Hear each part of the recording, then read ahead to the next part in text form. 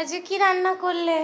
আজকে তো তুমি বেরিয়েছিলে, অনেকটা দেরিও হয়ে গেছে। দেরি হয়ে গেছে, আমি একটু বাইরে কাজ ছিল বাড়িতে। অনেকগুলো মানুষ, আমাদের দুটো রিলেটিভেরই মুখে ভাত আছে, তাই বড় কি দাম, 325 টাকা 1 গ্রাম। কী জিনিস দেবো, তাও গেলাম খোঁজ খবর নিয়ে কিছু করতে দিয়ে এলাম, পরে দেখাবো কি নিয়ে এসেছি।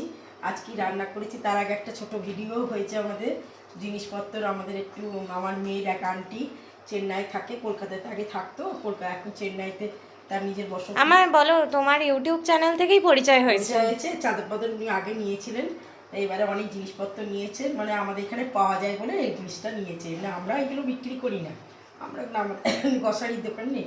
যাই হোক, সব করে করে আমি বেরিয়েছিলাম, তাও রান্না বান্না বেশিরভাগ করে রেখে গেছিলাম। এই দেখো, এই ভাত। আচ্ছা, এটা কালকেকারের ডাল, পুঁটিনি, নিম পাতা বেগুন প্রথম, এটা আমাদের এবারে।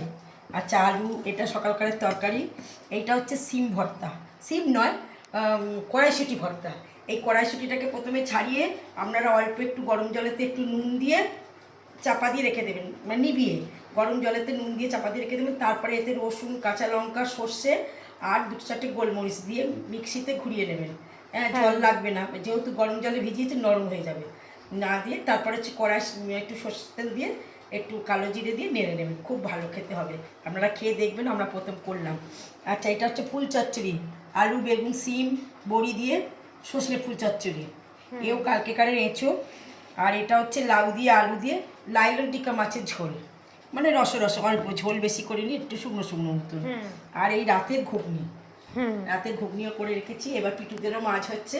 আজ আমার এই সমস্ত রান্নাবান্না, আমার রান্নাবান্না কথাবার্তা যদি ভালো লেগে থাকে তাহলে একটা লাইক করে দেবেন, একটা সাবস্ক্রাইব করে দেবেন। নমস্কার।